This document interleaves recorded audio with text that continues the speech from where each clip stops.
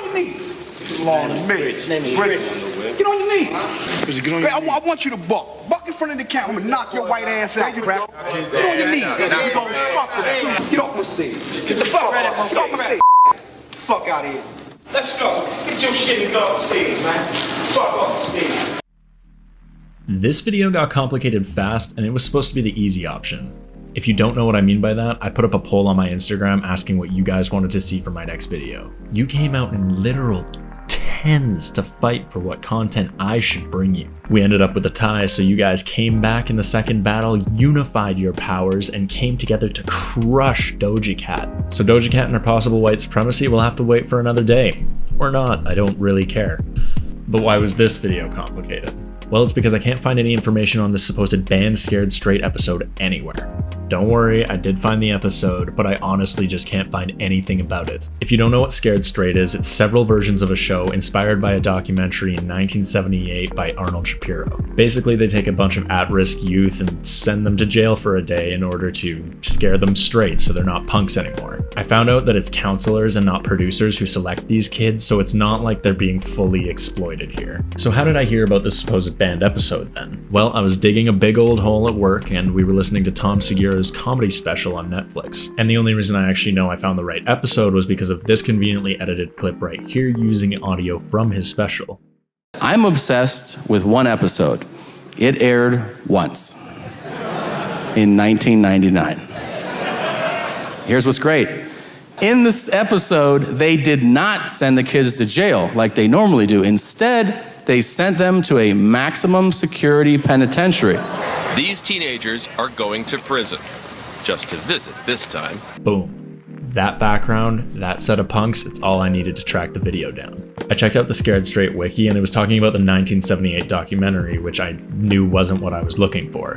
In the follow-up section, I found Scared Straight 20 years later, 1999, which led me to believe that's what I was looking for, but it wasn't. It was like a follow-up to the original. I ended up finding it on YouTube, and I watched the whole thing. It was pretty good. This was my first time ever seeing Scared Straight, so watching the original documentary was a great place to start. Even though it had a 20-year later review, and it seemed like it worked on most of the kids, it didn't really seem that scary to me, though. I don't know if maybe I'm just desensitized to what would be considered scary in 1978, but it didn't quite hit me that way. Through the screen, of course. If I was there, I would probably shit a brick and cry if one eye got up in my face the way he did that kid. Anyway, I went back to my search and really quickly I found a Reddit post that claimed to have a link to the banned episode, but of course the video wasn't available. But the thumbnail of that clip matched the compilation, so I knew I was on the right track. A quick Google search of Scared Straight 1999 actually ended up showing me what I wanted in the top 3, so it wasn't really finding the video that was the hard part here.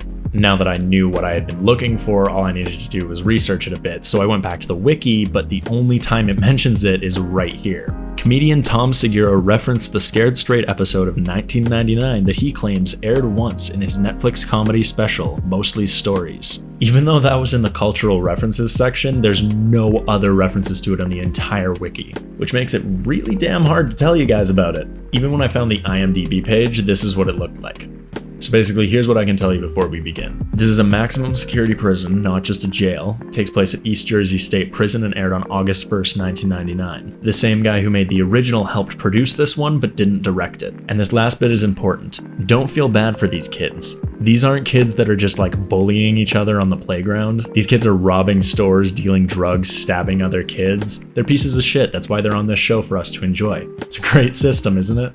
Oh, also, most of the swears can be left untouched, but I will have to bleep out a bunch of them because YouTube's not super happy about that stuff. And I'm selecting them based on YouTube's tier list of swears, not my own opinion. Anyway, let's get into the episode.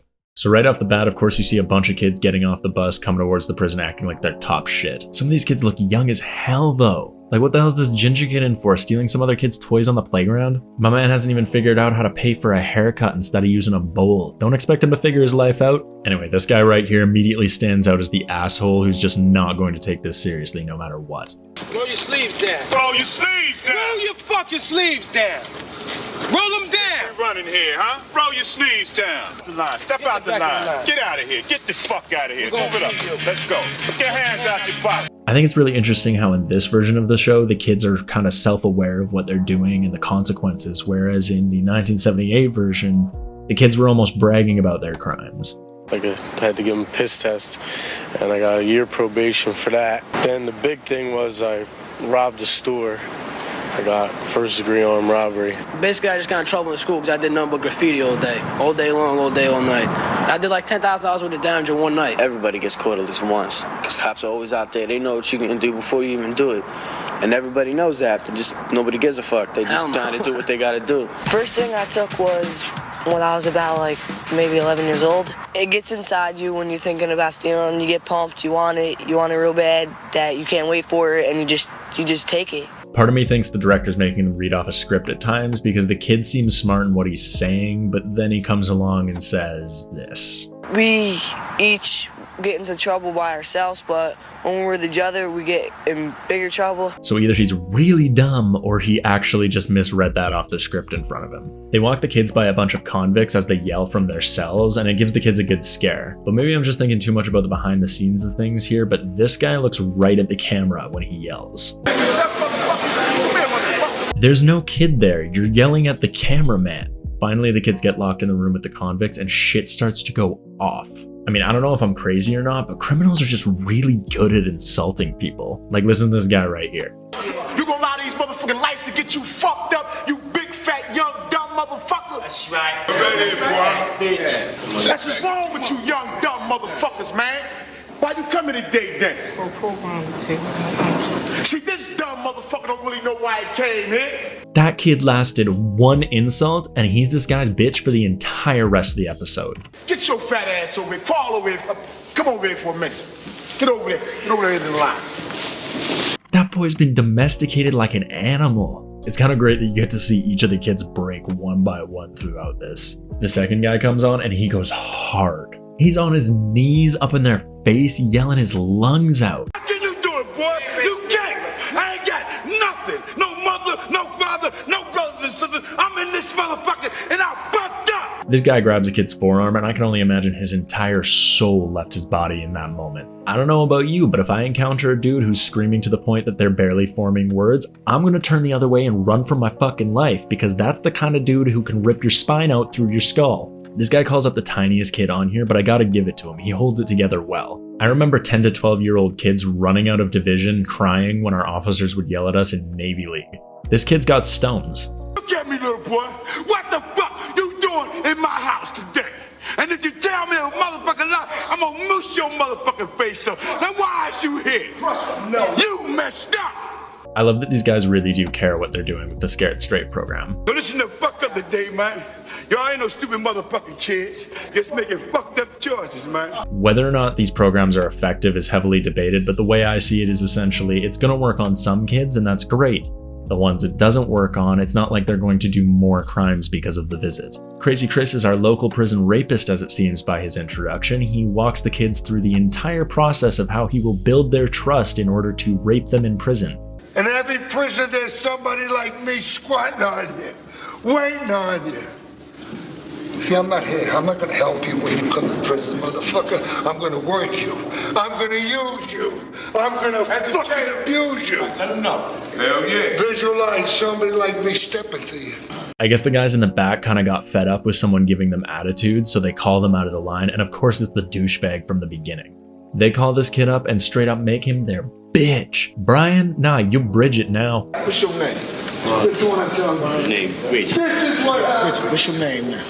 What's your name now? Bridget. Say it loud, motherfucker, like you happy to be Bridget. I will use you. To me, it still seems like he's just not getting it. He knows that in any other situation, he'd just punch the shit out of that guy. It kind of makes it lose its effect. Unfortunately, we missed like 80% of Crazy Chris's rant because we got to see Brian turn into Bridget, but from the sounds of it, he essentially spent the entire time telling them he can't wait to rape them in prison. There's somebody like me waiting. He's got a fork and a knife, and his spit is dripping down his mouth like the cartoons. We will eat you alive. Pretty fucking terrifying, Crazy Chris the Nightmare Eater. Brian gets called out by the next guy, and as expected, he's still playing the tough guy card. Fuck, get on your knees. Long Bridget. Get on your knees. I want you to buck. Buck in front of the camera. I'm gonna knock your white ass out, crap. Get on your knees. You gonna fuck with it. I feel like this kid told his friends he was gonna be on this show or something just so he could act badass. Get off my stage. Get the fuck out of my stage. Fuck out of here. Let's go. Get your shit and go upstairs, man. Fuck off the stage. Clearly these guys are briefed on who they're talking to beforehand, because when he calls out Brian for having been to jail before, you can see his attitude change in a second. Now I want to see if you punk motherfuckers is paying attention. And what the fuck this program is about. Starting with you, because you've been locked the fuck up before. That's the reason why you bucked my man.